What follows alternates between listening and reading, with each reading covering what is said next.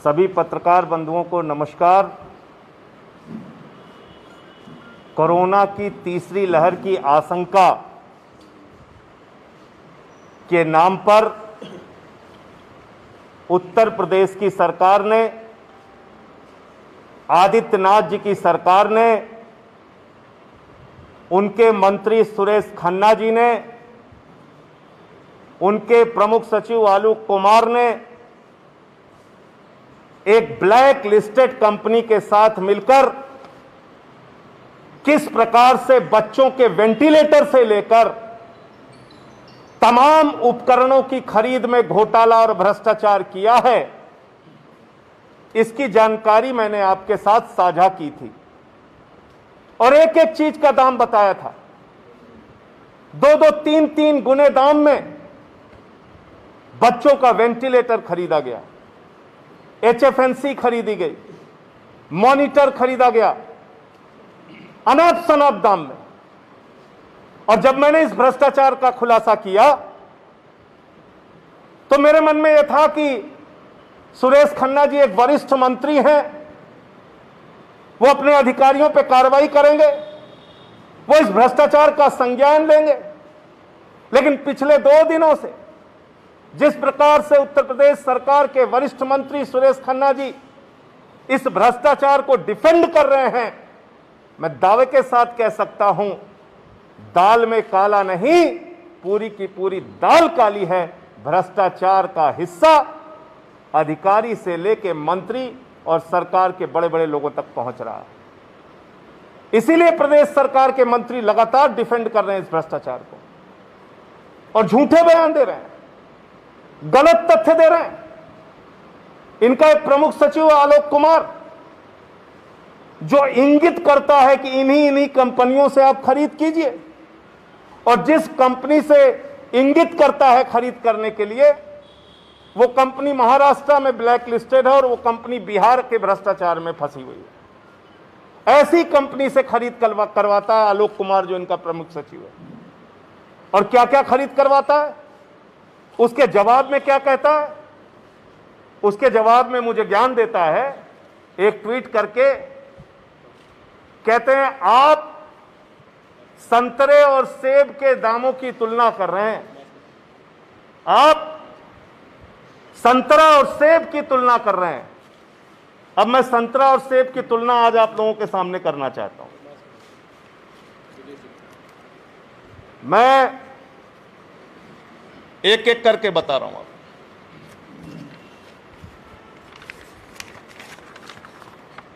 ये आलोक कुमार का ट्वीट है और अपने इस ट्वीट में क्या कह रहे हैं? वो कह रहे हैं सेब और संतरा, ये कह रहे हैं कि जो मॉडल यूपी सरकार ने खरीदा है 17 लाख रुपए में, दरअसल वो अच्छा मॉडल है और इसलिए इसका दाम महंगा है। ये मॉडल पढ़ लीजिएगा आप। ये मॉडल है ड्रैगन वर्क कंपनी का सबीना 300 और ये मॉडल 17 लाख रुपए में खरीदा है। ये आलोक कुमार ट्वीट करके बता रहे हैं, मैं नहीं बता रहा हूं। अब आ जाइए, यही सेम मॉडल उत्तर प्रदेश का प्रतिष्ठित अस्पताल KGMC, ये देखिए सबीना 300 मॉडल। ये ऑर्डर लेकर जाइए और आलोक कुमार के सामने ये ऑर्डर दिखाकर उनसे पूछिए। KGMC उत्तर प्रदेश का प्रतिष्ठित अस्पताल, लखनऊ में स्थित अस्पताल, ये KGMC यही मॉडल खरीद रहा है 10,23,200 रुपए में, और ये 50 पीस की खरीद कर रहे हैं। KGMC वाले 50 पीस, वही मॉडल जो आलोक कुमार कह रहे हैं कि आप सेब और संतरा की तुलना कर रहे हैं। दरअसल ये सेब और संतरे का मामला नहीं है, भ्रष्टाचार के बंटवारे का मामला है।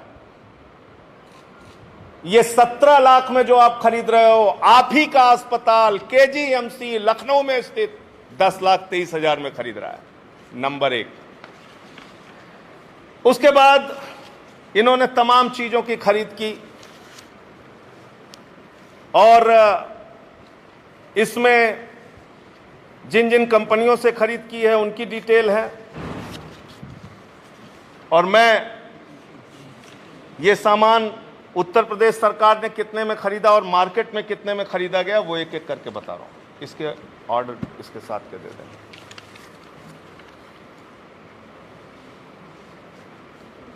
देखिए, सहारनपुर में हीमोडायलिसिस मशीन एक खरीदी जाती है।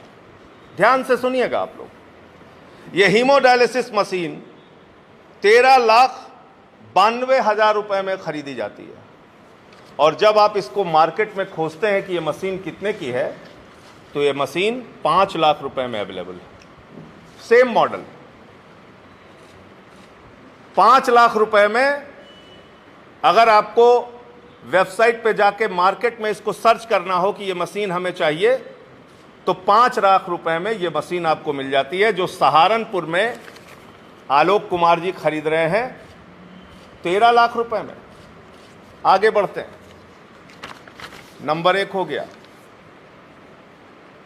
Number 2, hormonal analyser. ये हार्मोनल एनालाइजर सहारनपुर में खरीदा जाता है 48,97,000 रुपए में। ये 48,97,000 रुपए में। और जब ये हार्मोनल एनालाइजर आप मार्केट में सर्च करते हैं, जाके वेबसाइट पे सर्च करते हैं, जाके ऑनलाइन सर्च करते हैं, तो ये आपको कितने में मिलता है? 10,50,000 रुपए में। 5 गुने का भ्रष्टाचार। इतनी दलाली चल रही है। आगे मैं दिखाता हूं आपको। इसमें तीसरा आइटम है, नंबर 3 का आइटम है आरटीपीसीआर मशीन। और आरटीपीसीआर मशीन सहारनपुर में खरीदी जाती है 47,79,708 रुपए में। 47,79,708 रुपए में। और जब ये मशीन मार्केट में आप खोजते हैं तो आपको मिल जाती है 15 लाख रुपए में। आगे आइए आप। इसमें एक सामान है ऑटोमेटिक टिश्यू प्रोसेसर। यह मिल रहा है बांदा में। एक मेडिकल कॉलेज के लिए इन्होंने खरीदा 56,40,400 रुपए में। 56,40,400 रुपए में। और जब आप इसको बाजार में खोज रहे हैं तो ये 4,19,000। मान लीजिए बहुत हाई मॉडल आप खरीदेंगे तो कितना महंगा मिल जाएगा? कितना महंगा मिल जाएगा? फिर मंत्री जी ने 2 दिन से सुरेश खन्ना जी का जो बयान आ रहा था, मुझे हंसी आ रही थी उनके ऊपर। कैसे बोल रहे हैं मंत्री जी, कहां से आंकड़े ला रहे हैं, भ्रष्टाचार का हिस्सा किसको किसको मिला है, कितनी दलाली खाओगे। शमशान में दलाली खाई लकड़ी के नाम पे, कोरोना की जांच के नाम पे दलाली खाई, ऑक्सीजन के नाम पे दलाली खाई, वेंटिलेटर के नाम पे दलाली खाई, अस्पताल में भर्ती के नाम पे दलाली खाई, एम्बुलेंस के नाम पे दलाली खाई। इतने आइटम मैंने बता दिए, इसमें दलाली और भ्रष्टाचार किया। अब मैं आपको बता रहा हूं कि दिल्ली में उन्होंने कहा कि जो हमने सस्ते में खरीदा, दिल्ली ने महंगे में खरीदा। दिल्ली सरकार के ऑर्डर और यूपी गवर्नमेंट जो खरीद रही है उसका मैं दिखाता हूं। बाईपैप मशीन, नंबर 1 ऑर्डर दिखाइए। बाईपैप मशीन, ये दिल्ली गवर्नमेंट की खरीद का ऑर्डर है बाईपैप मशीन का। और ये बाईपैप मशीन हमने खरीदा है 250 की संख्या में।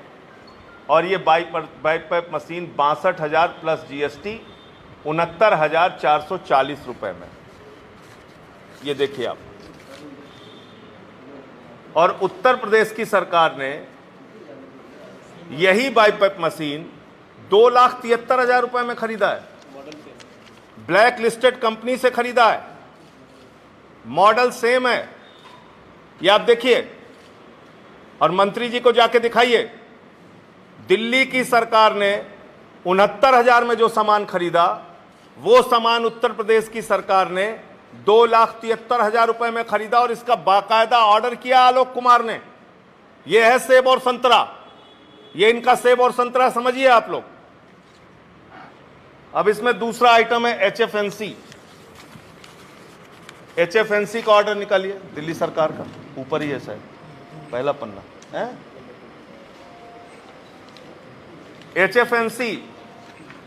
एचएफएनसी हमने खरीदा है 2,32,000 रुपए में, ये उसका ऑर्डर है। 100 पीस हमने खरीदा है दिल्ली गवर्नमेंट ने, और इन्होंने खरीदा है 2,51,000 रुपए में। ये एचएफएनसी का हो गया। तीसरा सामान निकालिए, neonatal ventilator. Neonatal ventilator Uttar Pradesh की सरकार खरीद रही है। सुरेश खन्ना जी खरीद रहे हैं 22 लाख रुपए में, और कई जगह तो 48 लाख और 35 लाख में खरीदा गया है, और हम उसको खरीद रहे हैं 12 लाख रुपए में। ये दिल्ली सरकार की, दिल्ली गवर्नमेंट का ऑर्डर है। देखिए आप, चौथा आइटम निकालिए, पेशेंट मॉनिटर, सबसे ऊपर ही है मेरे ख्याल से।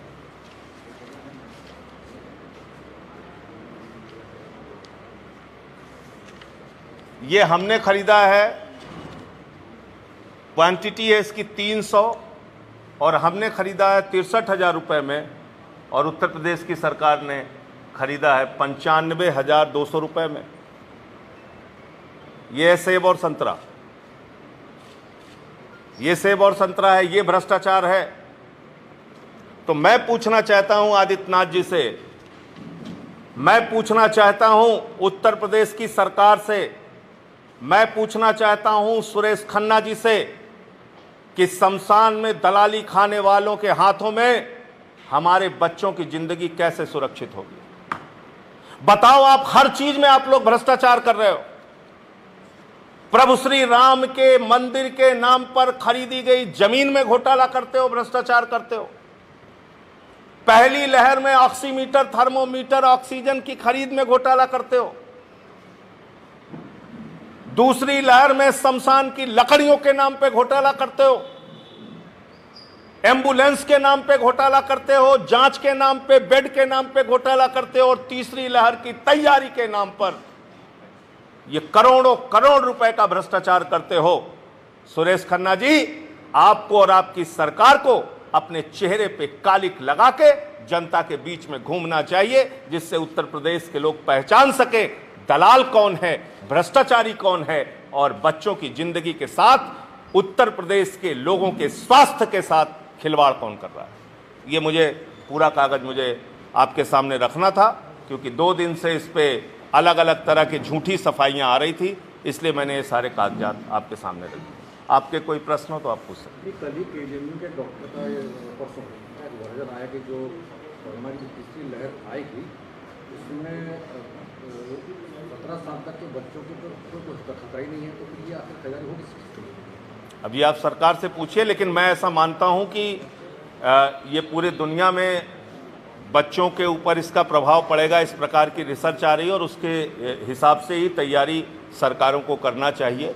सवाल सरकार की तैयारी करना चाहिए, इसमें कहीं कोई दिक्कत नहीं है, लेकिन उस तैयारी के नाम पे भ्रष्टाचार की तैयारी आप कर रहे हैं। आप कोरोना की तीसरी महामारी से लड़ने के बजाय, उसकी तैयारी करने के बजाय भ्रष्टाचार की तैयारी कर रहे हैं। आप तो खुलेआम भ्रष्टाचार की तैयारी कर रहे हैं। इस संबंध में देश के प्रधानमंत्री से लेके 14 एजेंसियों को, 11 एजेंसियों को एक पूरी शिकायत, जिसमें एफआईआर दर्ज करने से लेके पूरी जांच कराने की शिकायत हम लोग कर रहे हैं, जिसके बारे में विस्तार से आपको हरशंकर पांडे जी बताएंगे। एक सेकंड बस, एक मिनट आप इधर उधर बैठो, आप उधर बैठो।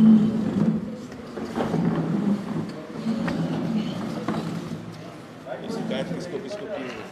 आदरणीय संजय सिंह जी, आदरणीय हमारे पत्रकार बंधु, संक्षेप में काफ़ी हद तक हमारे आदरणीय प्रभारी जी ने सब कुछ बता दिया है, लेकिन अब आपको इसका कानूनी पक्ष बताने जा रहे हैं। अभी तक हम लोगों ने इस मामले को सड़क पर उठाया है, प्रदर्शन में उठाया है, ट्विटर पे उठाया है, परंतु इस भ्रष्ट सरकार पर उसका कोई असर नहीं पड़ा। बाध्य होकर जो हम नहीं करना चाहते थे वो हमको करना पड़ा, क्योंकि देश की जनता के लिए, बच्चों के भविष्य के लिए ऐसा करना जरूरी था।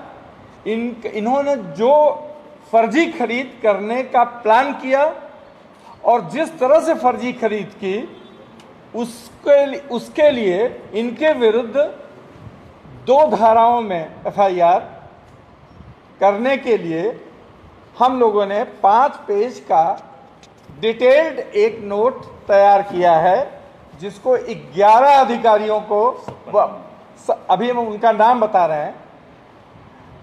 पहले तो ये नोट कर लीजिए कि इनके ऊपर धारा 119 आईपीसी और दूसरी धारा है धारा 15 प्रिवेंशन ऑफ करप्शन एक्ट 1988।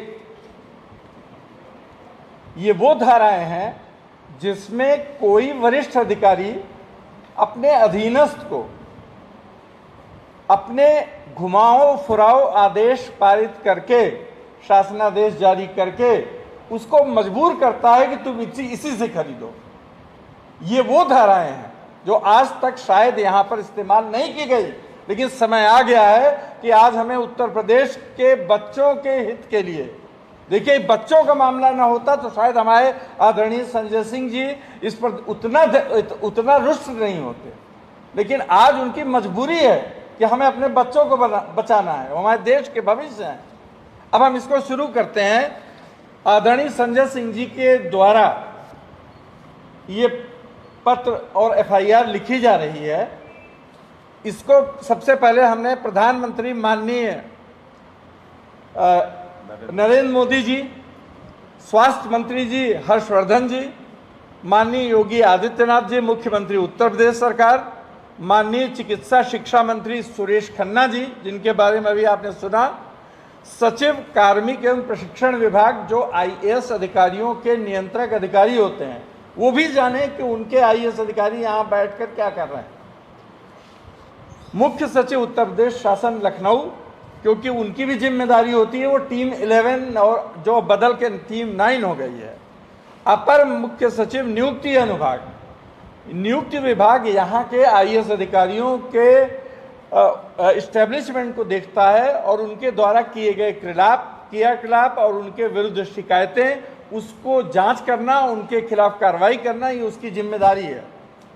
अपर मुख्य सचिव गृह और सतर्कता, ये हमारे जो भी अधिकारी हैं यहाँ पे तैनात हैं, माननीय अवनीश अवस्थी जी हैं, तो उनको उनके संज्ञान में भी डाला गया है लिखित में। वैसे तो उनके संज्ञान में रहा होगा, लेकिन फिर भी लिखित में हमारे माननीय सांसद जी डाल रहे हैं। पुलिस महानिदेशक उत्तर प्रदेश शासन मुख्यालय लखनऊ को भी ये पत्र दिया जा रहा है, क्योंकि पुलिस महानिदेशक अपने अधीनस्थ जो उनके पुलिस अधीक्षक हैं, डीआईजी हैं, पुलिस कमिश्नर हैं, उनको ये निर्देशित करें कि इस तरह की नंगा नाच और जो अपराध कारित किया जा रहा है, षड्यंत्र किया जा रहा है, चाहे वो जिला पंचायत का चुनाव रहा हो, चाहे वो ब्लॉक प्रमुखों का चुनाव होने वाला हो, चाहे कहीं हो, और उसके लिखित प्रमाण है हमारे पास, तो उनके लिए इसलिए दिया गया है।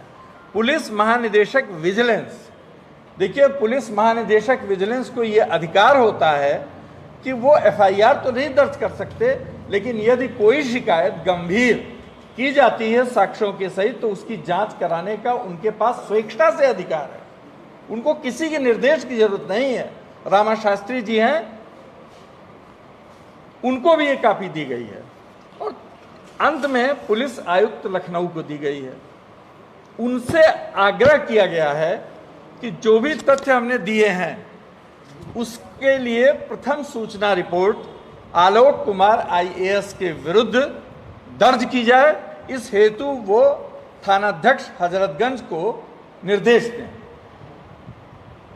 अच्छा, केस जो बनाया गया है वो आलोक कुमार द्वारा शासनादेश जो जारी किया गया है उसके एक एक पैरा और एक एक उसके अंश को एक्सप्लेन किया गया है।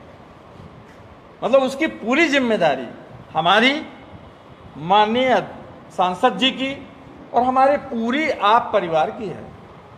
हम गलत एफआईआर नहीं कर सकते, गलत एफआईआर करने पर हमें दंडित किया जा सकता है, लेकिन हमने बच्चों के हित के लिए, आम जनता के हित के लिए, परिवार के हित के लिए ये रिस्क लिया है। इसलिए रिस्क लिया है कि जब तक यहाँ के भ्रष्ट अफसरों को, यहाँ के भ्रष्ट मंत्री को, यहाँ की भ्रष्ट सरकार को सजा नहीं दी जाएगी, या तो वो कह दें कि हम कोई कानून नहीं मानेंगे, अन्यथा उनको एफआईआर दर्ज करना होगा और एफआईआर दर्ज करने के बाद उनको गिरफ्तारी करना होगा। आज नहीं तो कल ये कागज मरेगा नहीं, ये कागज जिंदा रहेगा और ये इसमें कोई चीज टाइम बार्ड नहीं होती है। तो इसमें इनके एक एक अंश को इन्होंने एक शासनादेश जारी किया और बहुत ही होशियारी के साथ इन्होंने ये कहा कि आप जो है कुछ सामानों की खरीद को टेंडर के माध्यम से, पोर्टल के माध्यम से कर लें, लेकिन जो चीज हम बता रहे हैं आपको उसकी खरीद जो है आप अगर करेंगे तो आपको टेंडर से मुक्त किया जाता है। ये पहला इतिहास का आपको आदेश होगा जिसमें दोहरी व्यवस्था कर दी गई है एक ही शासनादेश में। इसका उल्लेख इस पत्र में है। और दूसरी चीज देखिए, जो सबसे खराब मेडिकल कॉलेज था, जिसमें सबसे ज्यादा अधिक पर खरीदा गया था, उसकी ओर इंगित किया गया कि उसने 22 लाख में खरीद लिया, तो गलत नहीं किया, वो सेफ था। आप संतरे से उसकी क्या मुकाबला कर रहे हैं?